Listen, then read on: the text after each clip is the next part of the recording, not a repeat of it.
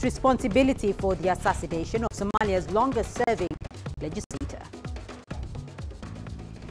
Hello everyone, welcome to Africa Live on CGTN with me, Beatrice Marshall, in Nairobi. Also coming up this hour,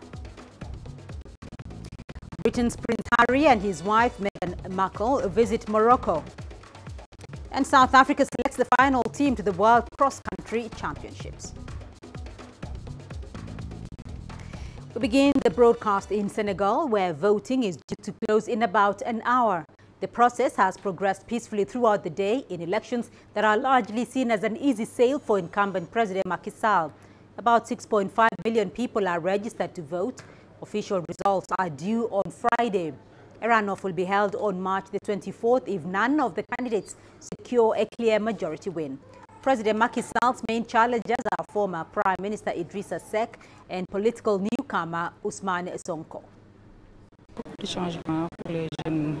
I want a lot of change for the youth, employment for the youth, health, security as well.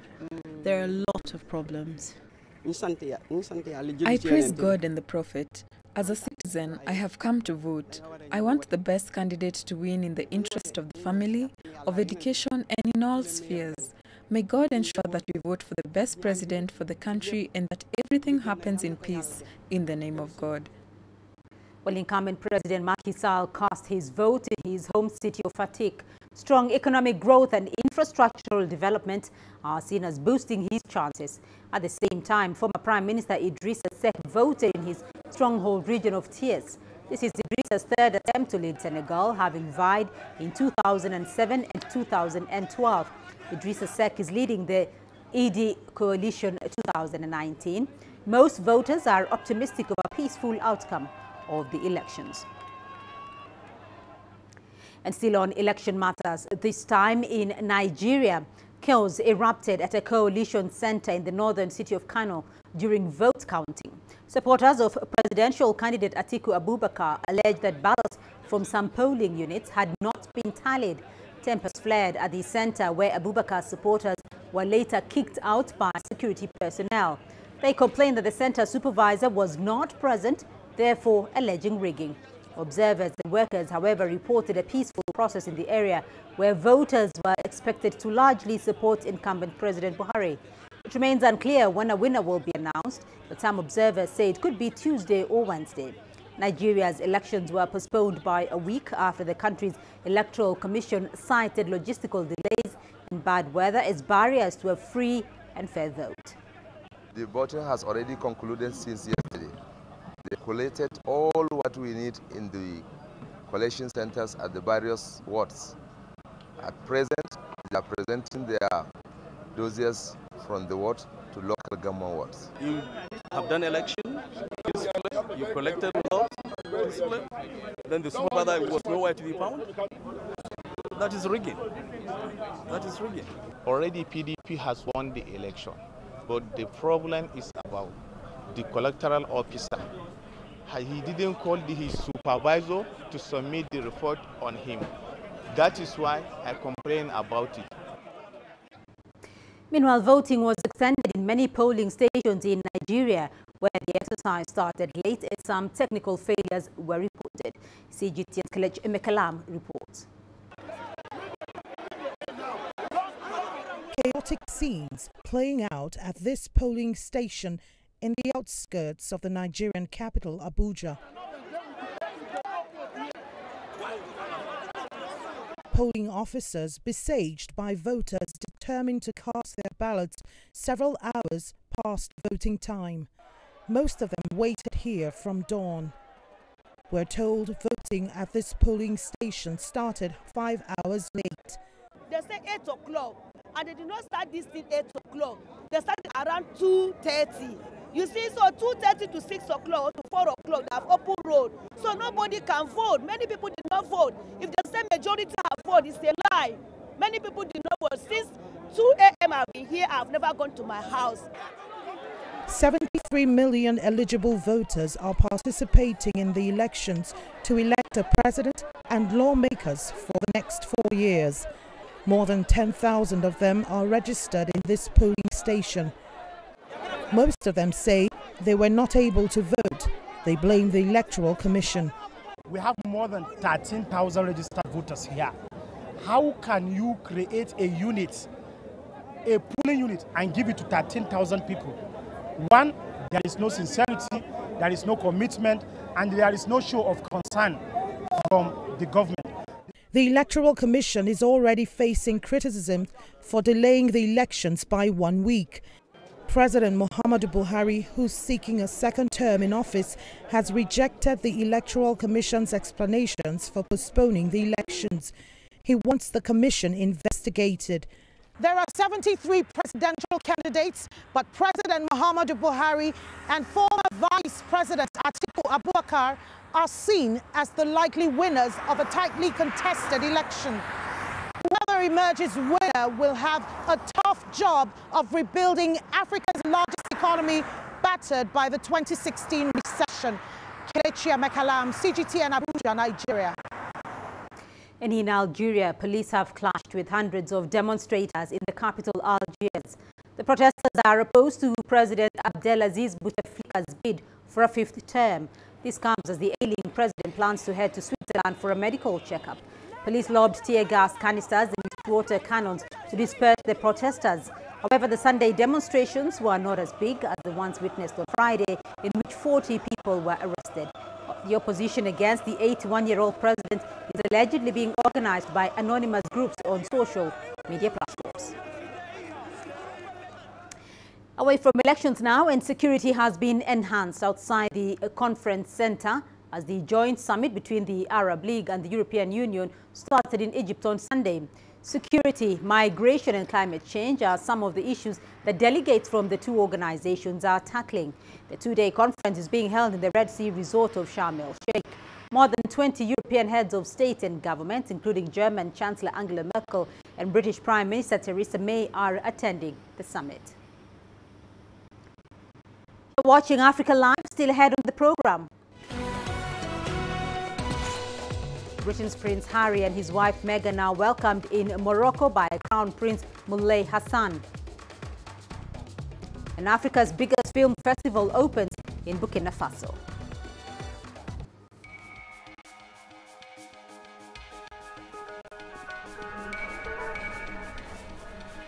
You're watching breaking news on CGTN.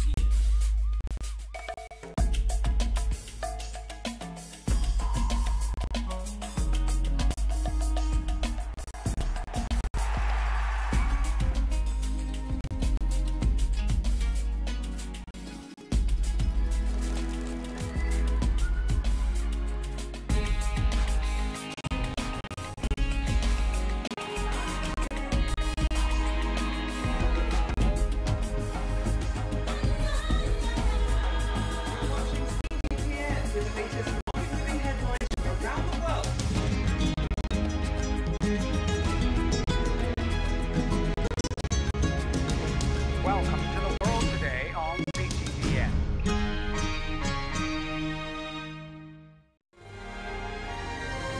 The greatest journeys,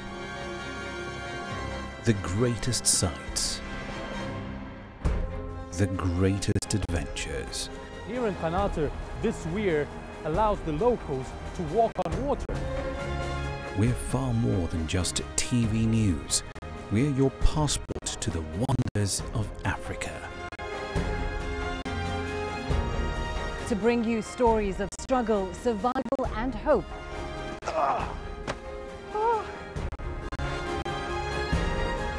So let's explore.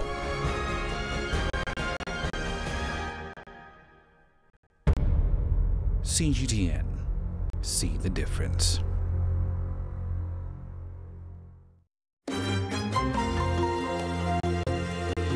Africa Live. Find your voice.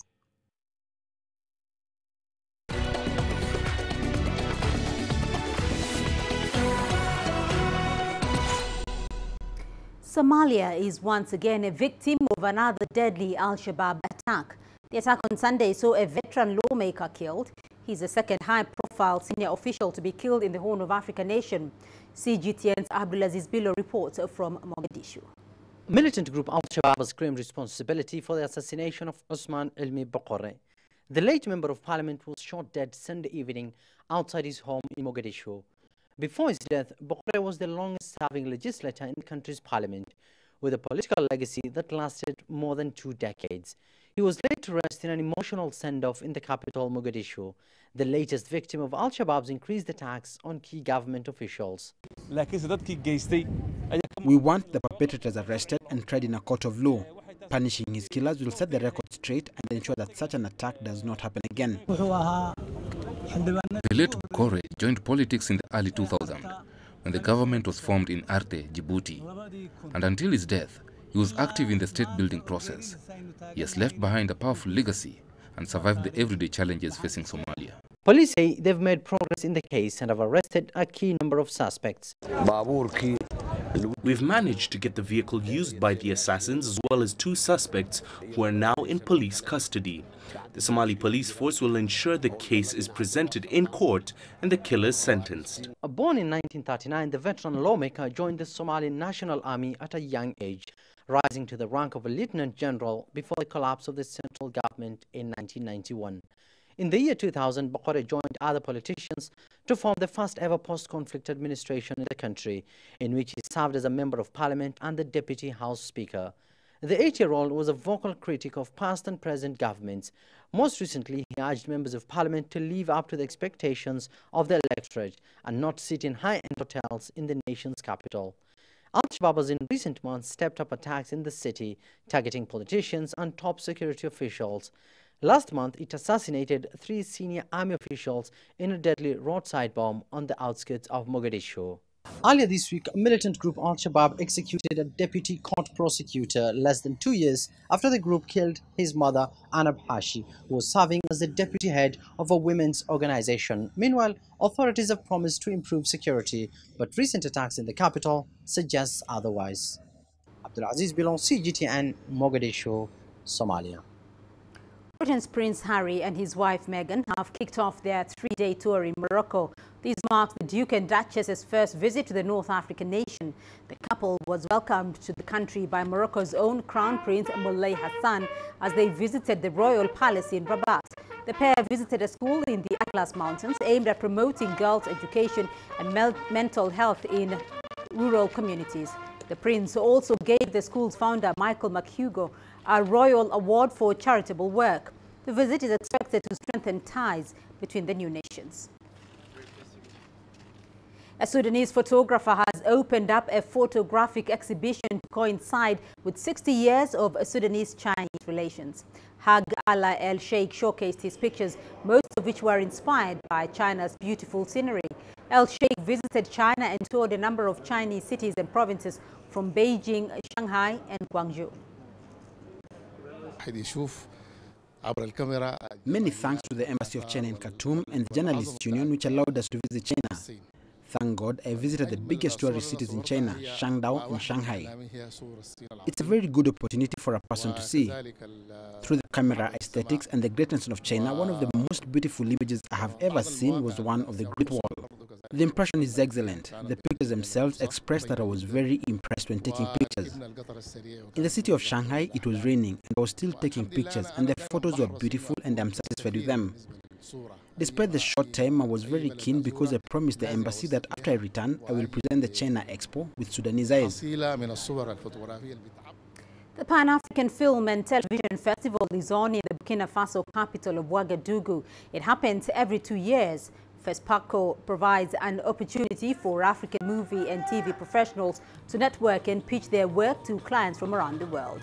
This year's event rides under the theme Memory and Future and will screen 165 films over a week. It also marks the 50th anniversary of Africa's biggest film festival. Movie making in sub-Saharan Africa is dominated by Nigeria's Nollywood, while Senegal and South Africa have long established industries. Security is tight with checkpoints set up around the stadium, armored vehicles deployed and snipers placed on rooftops. Burkina Faso is on the front line of a bloody jihadist insurgency that has spread across the Sahel. Regardless of the fact that we have a challenging security environment, we would like to thank all those who made the trip to Ouagadougou, because it is a testimony to the solidarity they have with the Burkinabe people. To To the women and men of the film industry and other audiovisual professionals, I warmly congratulate you on this 50th anniversary of your immortal festival. Our talents, creative genius, and fervent commitment to the seventh act in the service of Africa are worthy of praise. We are here in Ouagadougou in this Sahel where the dangers and risks to the stability of the region and the peace of these populations have merged in a dreadful collision. No one is unaware of the devastating effects of terrorism, fanaticism, and jihadism on our societies and elsewhere outside the continent. And still on film matters, there's much anticipation ahead of the Oscars, which takes place this Sunday. And there is a particular interest for the African continent. Black Panther made history by becoming the first superhero movie to be nominated for Best Picture since the Academy Awards began 91 years ago. The box office hit is also up for 6 other awards, including Best Original Song and Best Costume Design. CGTN's Julie Shire sat down with a legendary South African actor, Connie, who was part of the impressive cast. Hollywood hits Black Panther will be hunting down glory at the Oscars. It's the first time in the Academy's 90-year history that a superhero movie has been nominated in 7 categories, including Best Picture. South African actress Connie Chiume plays the role of an elder in the movie. It's so exciting, you know, to think about something that you were part of, and it's been so much recognized like that. 7 nominations, that's not a child's play.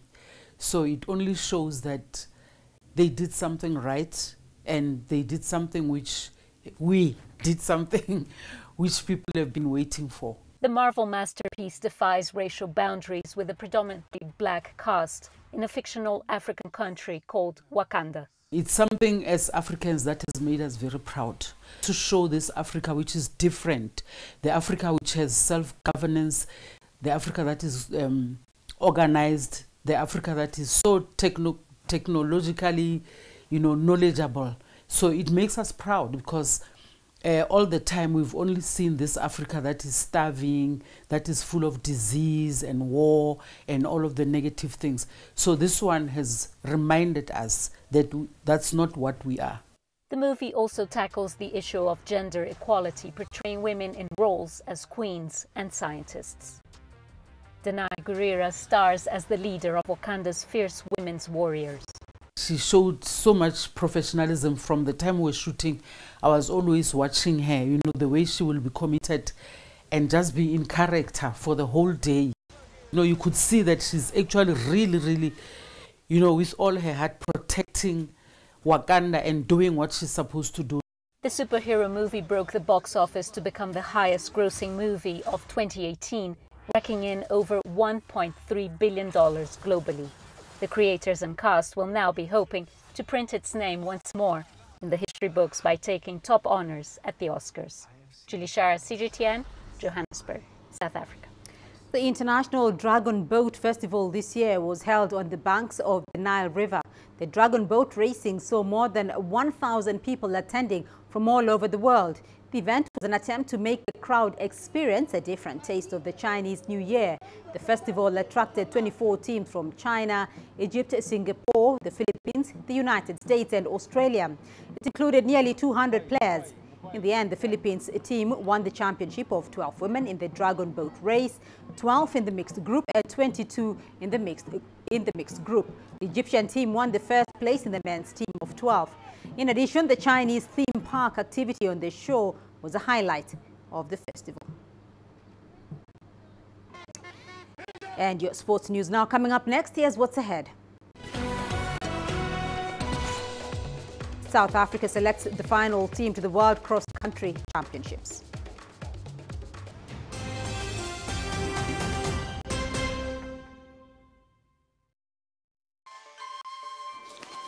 You don't find the stories of North Africa by sitting on the sidelines.